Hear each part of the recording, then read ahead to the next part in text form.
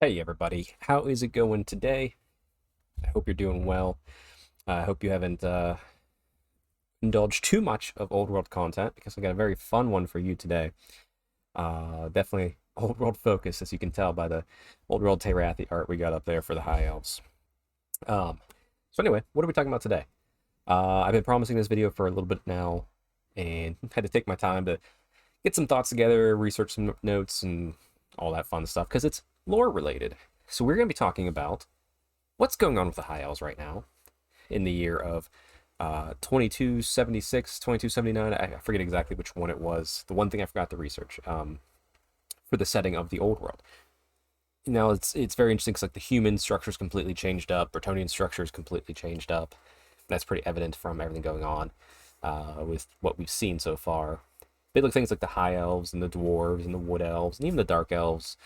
You know, I wouldn't say vampire counts. They're kind of stacked, but they kind of adapt to the times. But anyway, the long live races of the Warhammer world. So elves and dwarves essentially. What's going on with them? So obviously, I'm going to start with my favorite as I adjust my video here because I realized I have a little black line at the bottom. Uh, my favorite is the High Elves. That was the army I played back in 8th edition. That's the army I'm playing to start Old World. It's where I'm telling the prequel of Teyrathi's story before she becomes a Daughters of Cain over in the Mortal Realms. Lovely Age of Sigmar. So yeah, we're going to look at the High Elves, primarily focusing on the core characters that we're used to seeing from the game and the books from the prior edition, and just seeing like what's going on. So and a little bit of predicting like what are we going to see with them, who might we see with them, as models are coming back on the tabletop or even new models. Um, yeah, just my thoughts and opinions here. No insider knowledge. Just wanted to start doing it. And if you guys do like this, I mean, first of all, please like and subscribe and share this with your friends. Share it wherever you see fitting. But if you do like this, let me know because I can then dive into things like the wood elves and the dark elves and the dwarves and see what's going on in a little more detail. And even past that, I mean, that's kind of where my focus is at. But I can even go past that and start doing, you know, different human city states, even just like timelines and histories. This is oddly enough, this is like some of the most fascinating stuff with me and this is where I can really like just guess about things. So anyway, let's dive in. So high elves, we all know who the high elves are. Hopefully, you've read that little section of your old world books because they're almost all in hand. Time of recording this, mine will be arriving the next day. The reason I'm recording this and putting up later is because I will be away for work. So this will be fill in the gap in place of normal content. But regardless, off topic.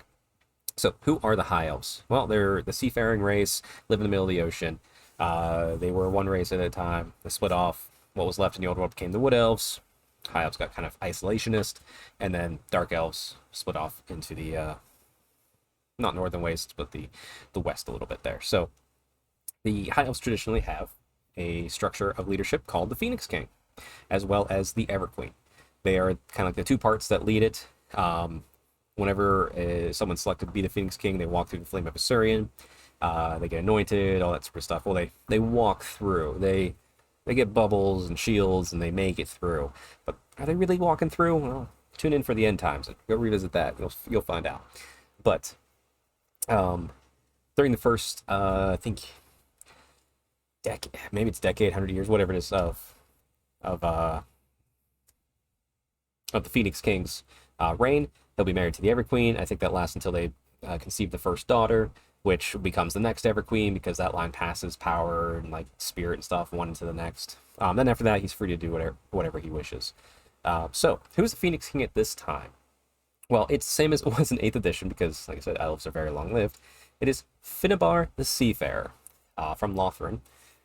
He was selected and would be the Phoenix King through the end times. Well, he'll be the Phoenix King through most of the end times. let's say that. But that's not why we're here today.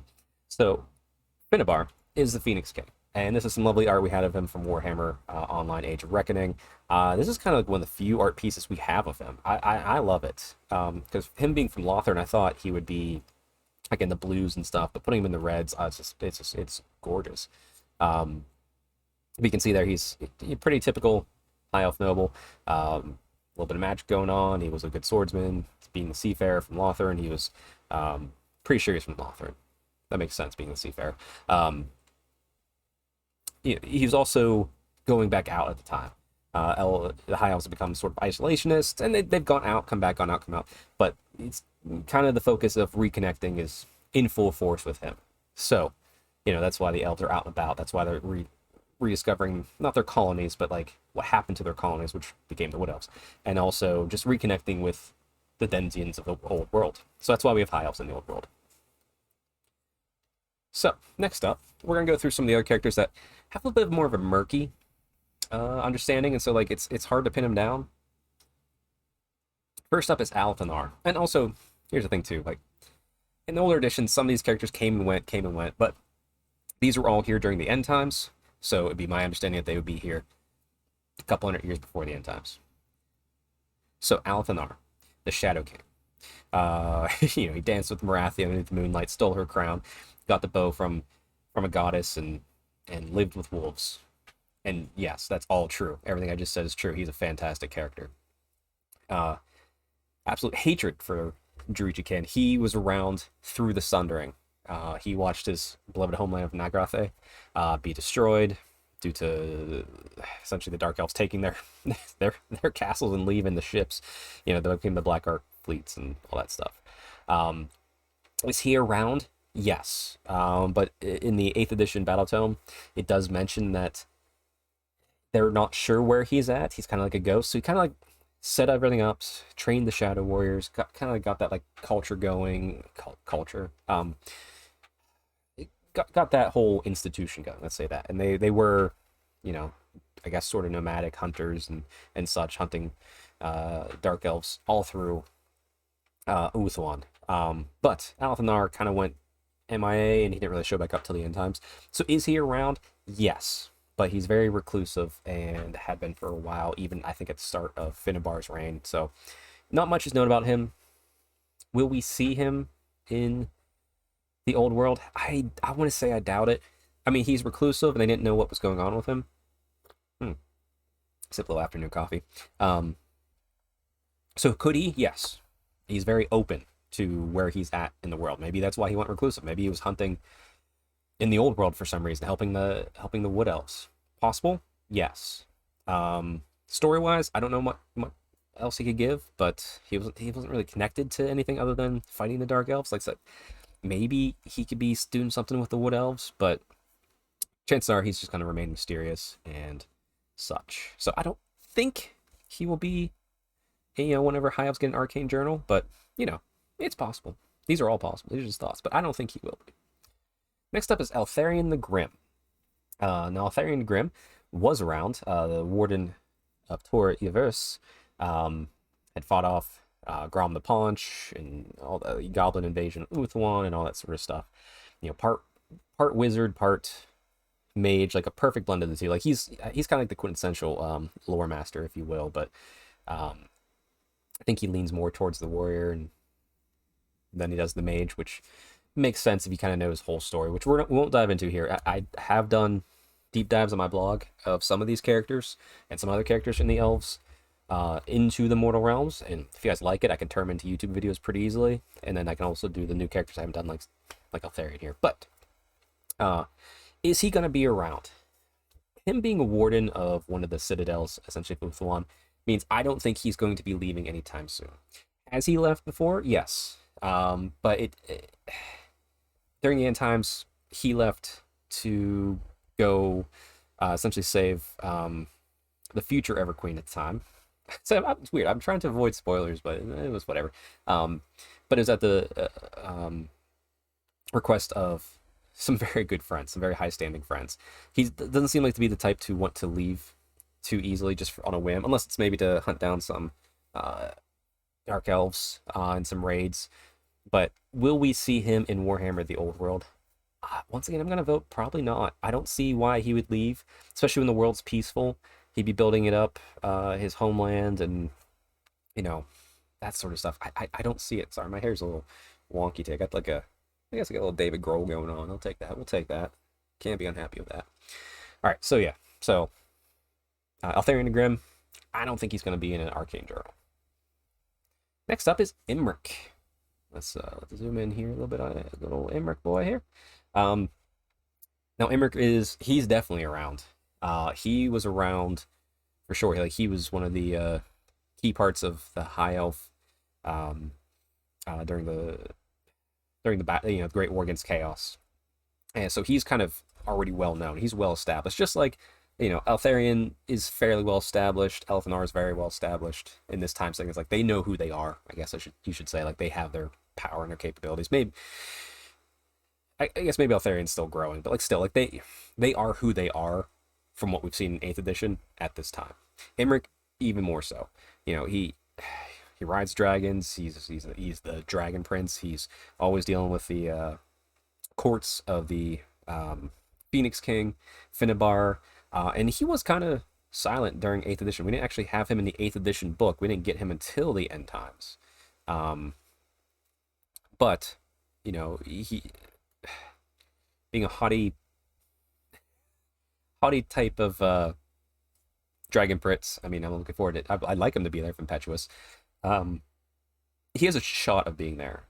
I could see him wanting to go out to meddle with the affairs of humans, or maybe at the request of the Phoenix King. Not that they always listen. Intrigue at court, and Calador feels very strong that they're the true leaders. So I could see him as a possibility, but I'm probably 60-40 no on this. I could see him, yes, but I don't think it would really enhance the story, at least at this time. Now later down the timeline, whenever we get closer and closer to the Great War against Chaos and Corvus Cool, not Corvus, Azure Call. Well, sorry, Corvus Cool. Getting all mixed up here. The Battle of Prague, will he be here? Yes, he is a pivotal part of all of that as far as the High Elves are concerned. So, but I and that, honestly, the more and more, I think he will be released eventually. I just don't think it'd be in an arcane journal. He wouldn't be like a core thing you'd see everywhere. So, as lovely as he is and as fun as that model is, it's the old S dragon. Some people like it, some people hate it. I like it. I don't think Imric's gonna be running around the old world, especially with his dragon. Might be a little bit much. But seeing some of the Wood Elf Dragon shenanigans that people can do, maybe we need him. Maybe he's the hero we need. So yeah, so I'm going to once again lean towards probably not in Old World. Next up, Kadrian. Now, Kadrian, kind of interesting. Is he around? Yes. I mean, all these characters are around. They're all alive. But he's the first one we're discussing where he's not in his role yet. Kadrian didn't become captain of the Phoenix Guard until 2384.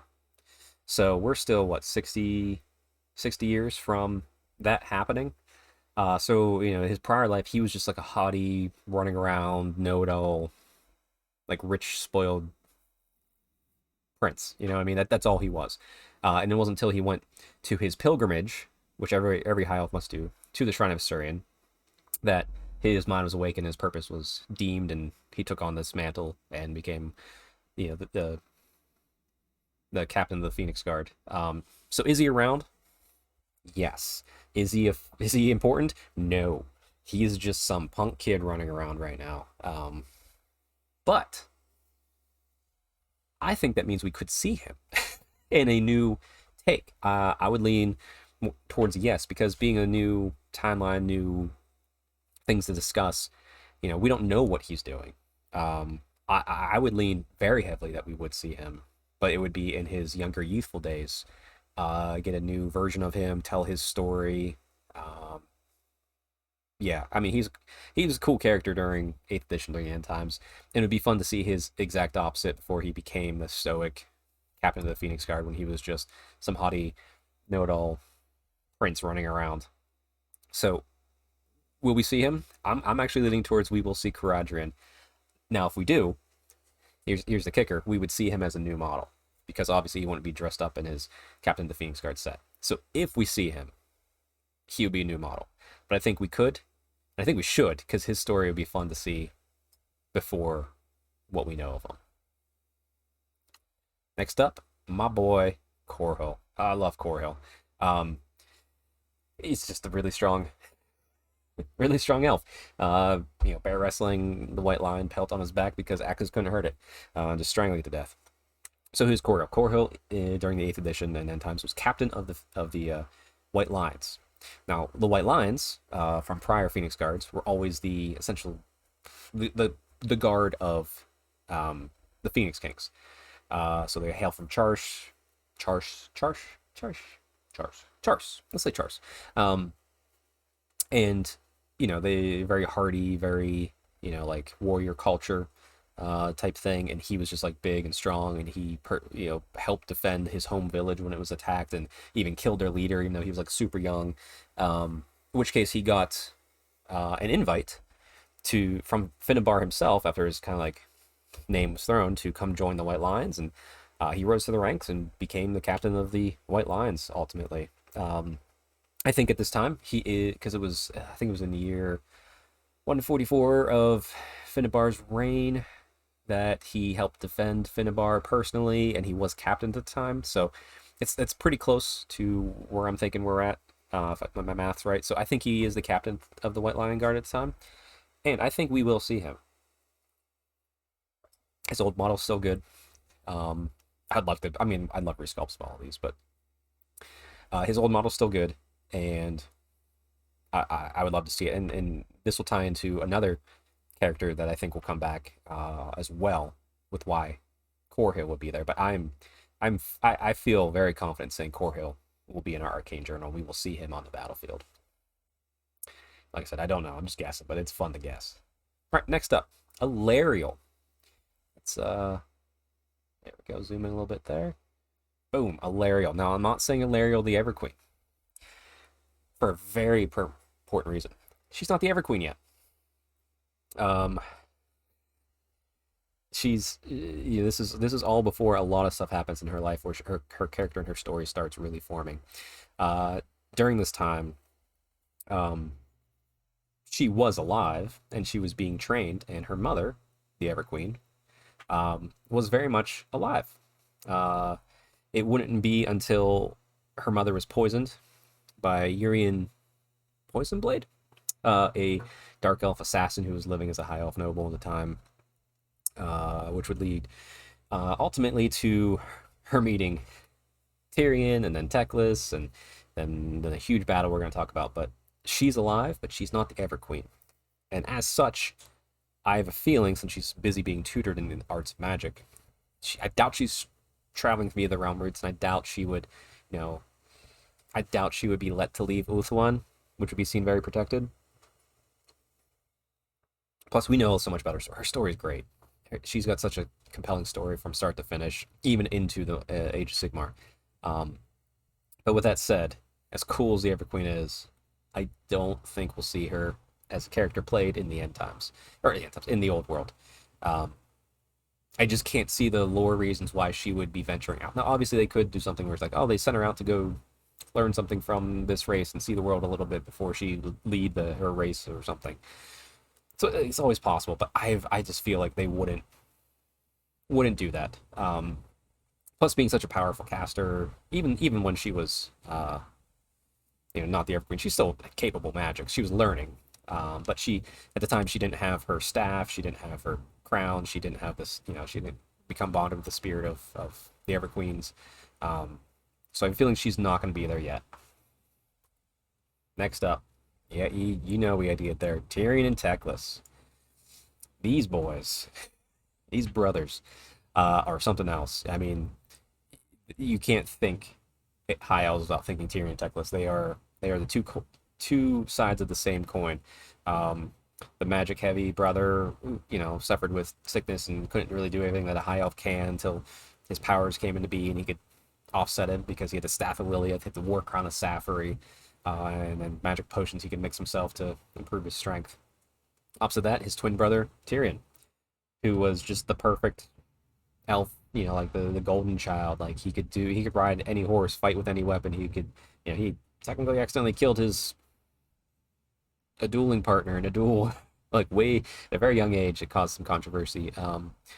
But you see here he's wearing the suit of Venarian, which at the time he did not have because he did not have it gifted yet. His father, Tyrion and Tas' both father, was working on restoring this armor because these are the descendants of Anarion, who was the first Phoenix King, all that important stuff. So obviously there was the worry too. They were these two were essentially country bumpkins, kind of being held away, protected, because there's always the worry that the curse of Cain would come out through the bloodline, which it ultimately did. But eventually, after seeing that they were probably safe from it, from what I could tell, they were taken and trained. Teclis, at this time, is going to be, for sure, part of the White Tower. So he's going to be a, not a lore master, but he'll be a archmage, mage. Like he's going through, he's still going through the ranks. He does not have his like staff or crown yet, but he is a powerful wizard. He's always been a very powerful wizard, and he's also the ones that eventually would help found the colleges of magic and teach the humans how to pull apart the winds of magic, which we don't have yet, so we just have the general winds. No, that said, we see him. Very, very possible. We don't know exactly what they're fully doing between training, like what the training entailed, between like them being kind of, hey, you guys probably aren't gonna destroy us with the Curse of Cain. And it's okay to be trained up and use your powers to help Ulthuan and the High Elves. Same thing with Tyrion. Like he doesn't have all his accoutrements yet.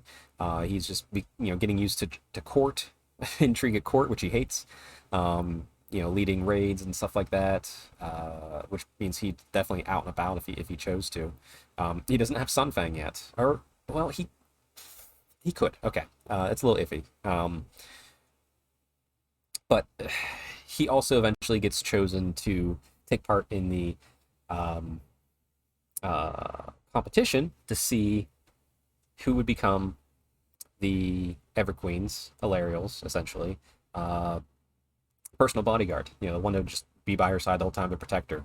That said, I think we're still before when Alariel's mother is poisoned, and even after Alariel is becoming the Everqueen, it's still, she's not fully in her power yet. Takes some time. Now Sunfang here, let's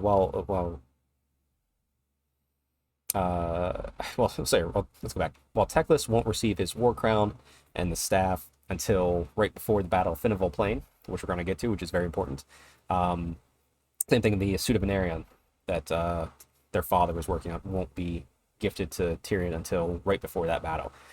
Now Sunfang, I believe, was a ancient relic that was hidden in Lustria. And in one of the books during Time Legends, these two go out, some Norsemen. I don't know. It's like there's some humans, and they find it, and then they also start realizing some prophecy and stuff. Teclis gets the woo and fun stuff. So these two are out and about traveling the world. Could we see them? Yes, we could.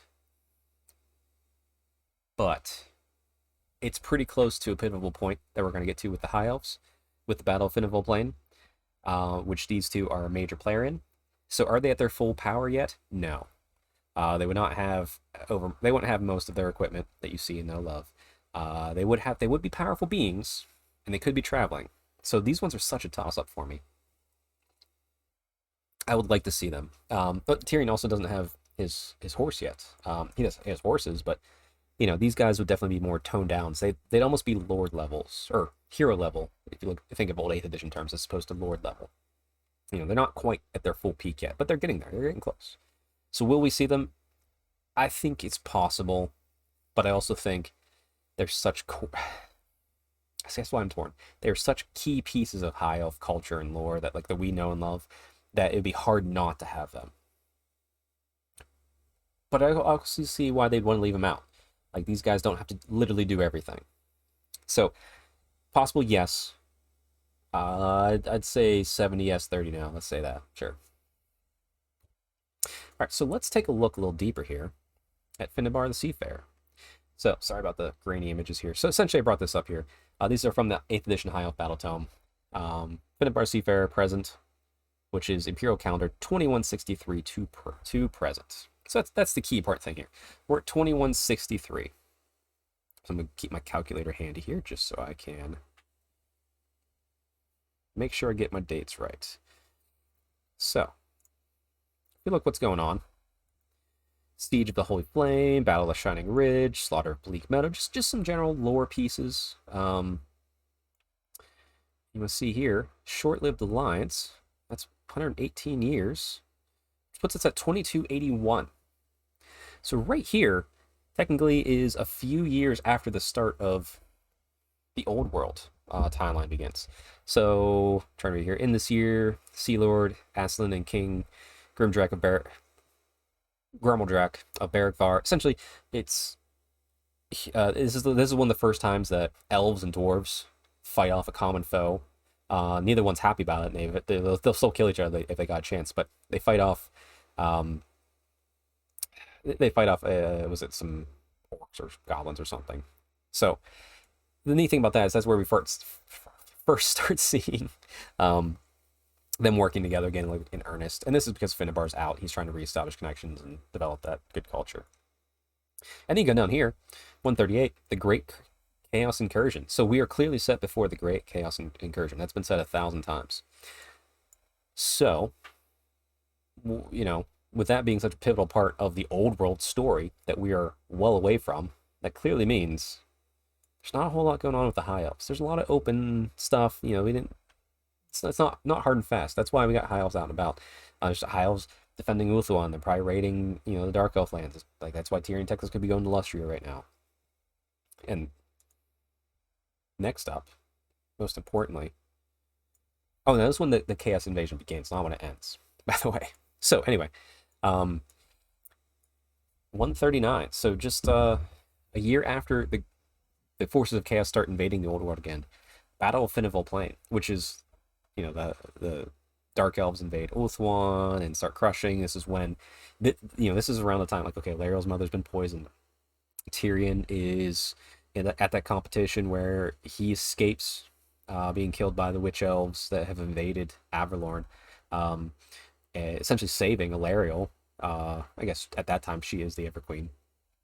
And then that's where their story starts, and then Teclis coming in to help save them and fight off Nakari. Actually, you know what?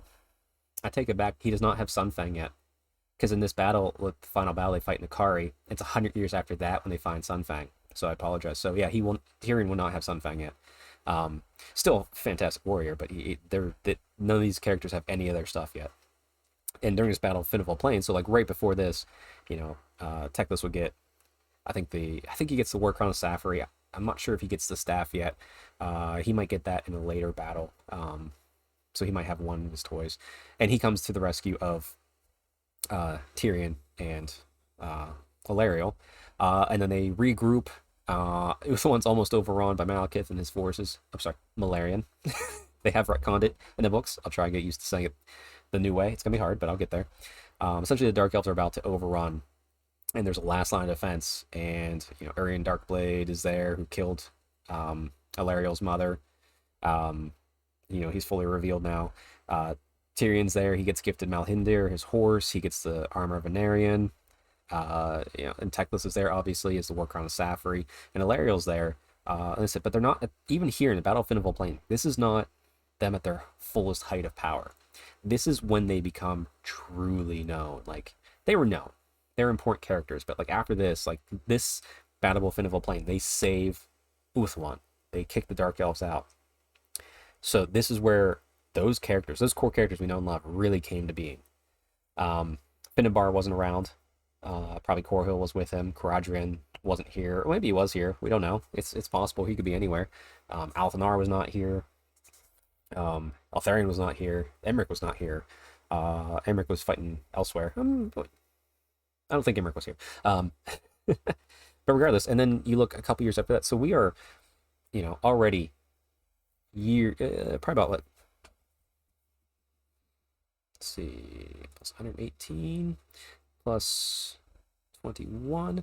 So we are in the year 2032 at this point for the Battle of Finar Plain. So we are, what, 32, 33 years, maybe 35 years from the start of the Old World.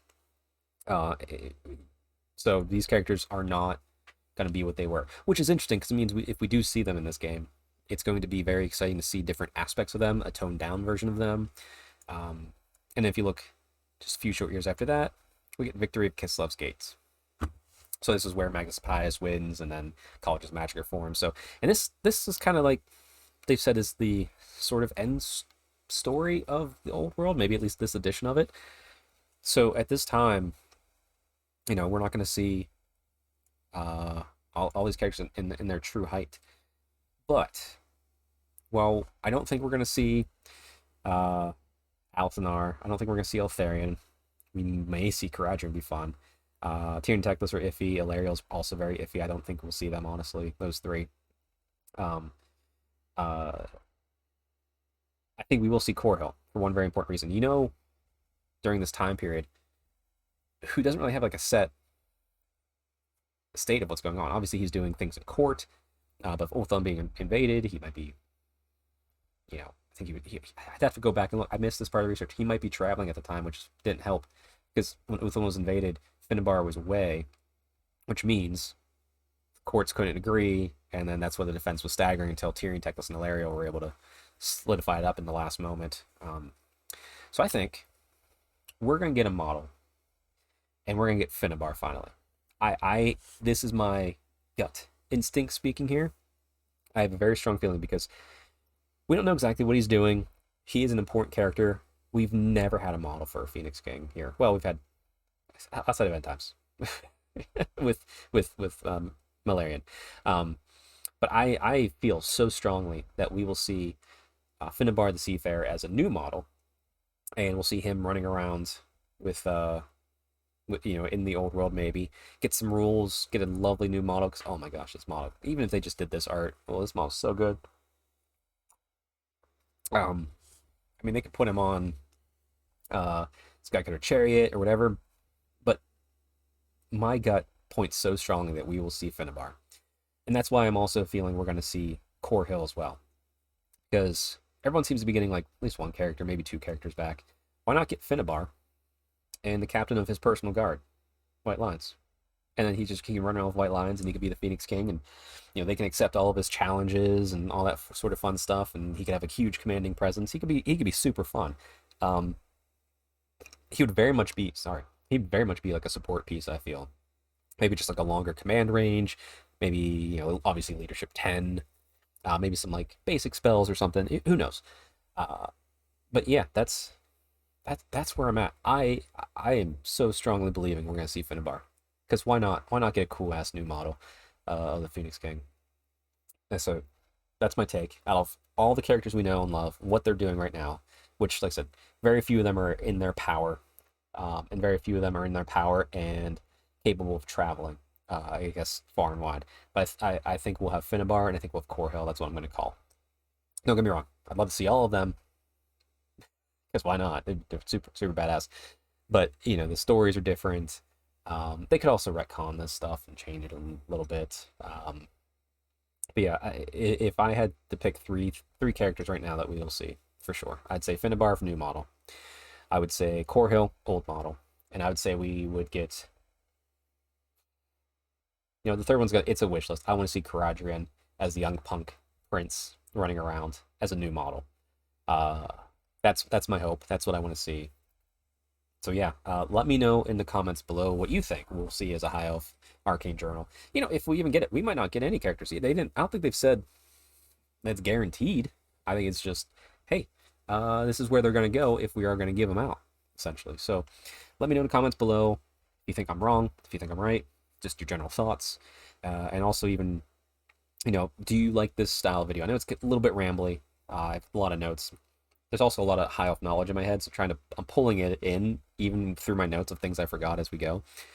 But if this is something that'd be interesting to you to see more of for for Dark Elves, Wood Elves, Dwarves, and other races, what they got going on right now in this old world timeline, at least at the start, I'd be happy to do it. Also, let me know if you want me to do like character deep dives. Like I said, I've done most of the elves already that were like the major players, the ones who essentially became gods in Age of Sigmar. But I'm happy to go deep dives and reread novels and do it. It takes longer to do that. But if you guys like these videos and you show the love and you share it and you like and subscribe, I'm happy to do that. Just let me know down below. Until next time, everybody, hope you stay Stormcast strong. Happy hobbying. Go enjoy some old world. And let's all Let's all hope for Finnabar. All right, let's do it. We got this. See you, everybody.